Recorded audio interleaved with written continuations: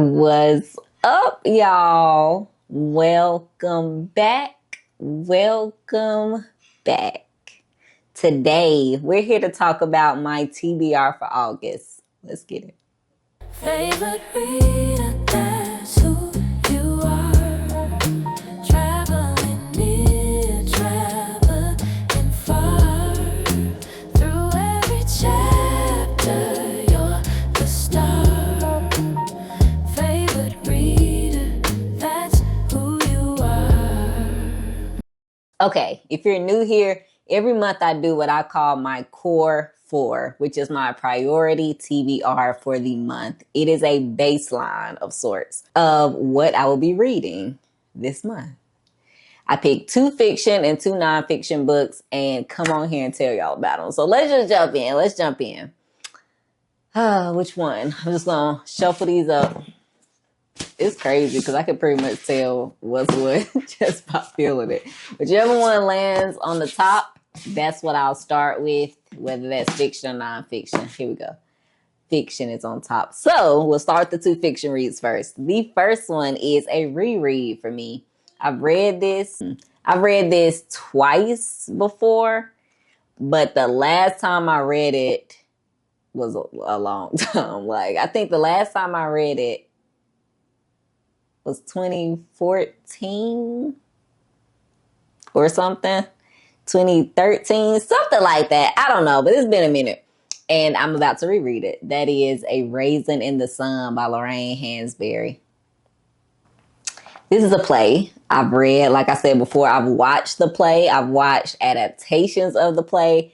I'm excited to reread this. And the reason I'm rereading this is because it also fits one of the prompts for Herkit 3.0, which is to read a book like that was in another book. I get into that in my Herkit 3.0 video. By the way, Herkit stands for the hardest reading challenge you'll ever do. This is the 3rd iteration and the first one that I'm joining, and this fits a prompt. I'll get into that in a whole separate video, but it's something that I've been wanting to reread for a couple years and I just never got around to it. So I'm actually going to prioritize this. And before I move on, I just want to say the reason that I've liked this in the past and why I wanted to reread it is this was just so influential when it first came out, and it has been since. Like, it holds a place for so many different things. And I want to explore that now as a woman in my 30s, you know? So that's what I'll be prioritizing. Actually, I'll probably be reading this one first out of all of these. So it's the first one. The next one was a gift. This was a gift from Elaine. Thank you. I'm excited to get into this. I almost read this last month. I was this close to reading it last month, but I got carried away reading this other book. I got swept away in a separate book and didn't get to this one. But I'm prioritizing it this month and I will get to it. That is The Buffalo Hunter Hunter by Stephen Graham Jones. Now, I'm not a horror girl. I'm really not. But what I know about this sounds intriguing. Like, I don't know if it's going to be like, ooh, spooky, scary, like super slasher. I don't know. But I'm going to give it a good try. And even though I'm not like a horror reader, there are a few horrors that I've read that I feel like really resonate with me. And I'm hoping that this is one of them. I really am. Yeah, so it's set in Montana. Begins with a diary written in 1912 by a Lutheran pastor. Okay, let's see. What is unveiled is a slow massacre, a nearly forgotten chain of events. Okay, this is an American Indian revenge story captured in the vivid voices of the time. I'm interested. I'm interested to see. I had one person I follow on Instagram. We were going back and forth talking about this book. And she pretty much, like, we have really similar taste in books. But she hated this.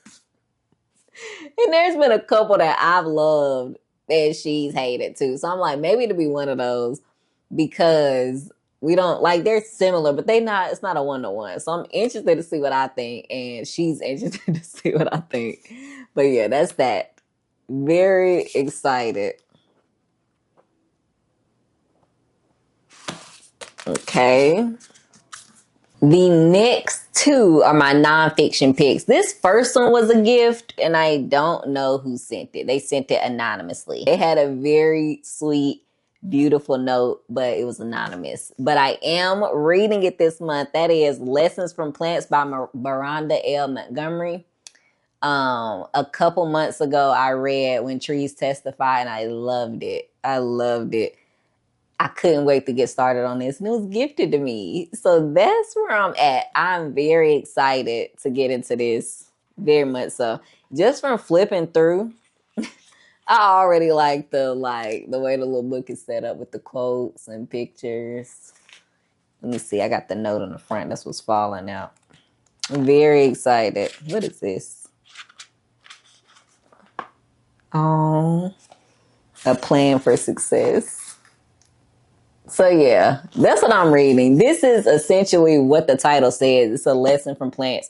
It's bits of wisdom that can be extracted from having a garden, from the plants around you, from just Mother Nature in general. Let's see what else on the back. Plants are masters of adaptation. Now that's the truth. They know what and who they are, and they use this knowledge to make a way in the world. They distinguish kin, friend, and foe, and they are able to respond to ecological competition despite lacking the capacity of fight or flight. Plants are even capable of transformative behaviors that allow them to maximize their chances of survival in dynamic and sometimes unfriendly environments. Oh, this book shows how we might improve human society by better appreciating not just what plants give us, but also how they achieve their own purposes. This sounds like such a feel-good book. This sounds like self-help mixed with like meditative. It sounds like informative. It sounds therapeutic in a way. I'm very excited to get into this. And this is just the cutest book. Like the actual book itself is just so cute. Yeah, very excited. Oh, they got a lot of notes in the back. Is this notes? Yeah. I love notes. I love when they had that in the back. Okay. Very excited. So yeah, this is the first nonfiction book that I'll be prioritizing this month. And the last book is a book that I've already started. I started it in July, so you will see like the bookmark in it, and I'll get to what page I'm at. But I didn't finish in July. So I'm going to finish this book in August. That is The Half Has Never Been Told, Slavery and the Making of American Capitalism by Edward E. Baptist. The entire premise of this book, from what I've gathered so far, and I'm on page 145, chapter 5.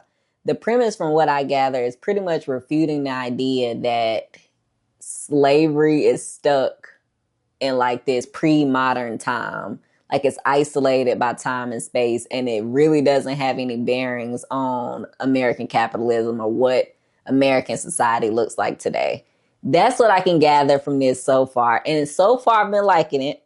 It's been informative. It is dense, informative. So this references slave narratives.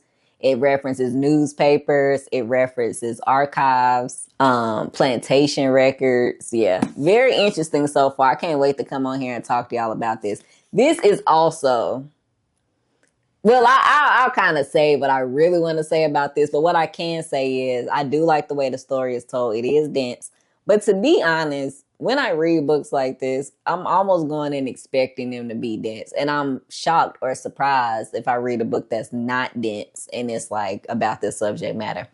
Anyways, that's what I'll be finishing in August. So let me show y'all the final stack. Typically, these videos are shorter just because I'm not giving an actual review. I'm just telling you what I'm going to read. So my TBR videos are pretty short because it's just 4 books that I plan to read. And that's these. So yeah, these 4 books, if you've read any of these, let me know what you think. If any of them are on your TBR, let me know what you think too. And yeah, we'll see y'all on the next one.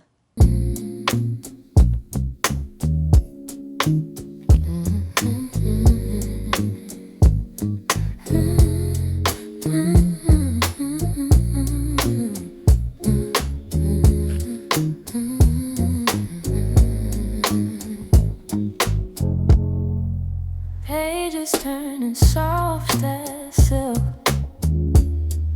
Stories flowing like warm milk. A journey starts with every line. Worlds on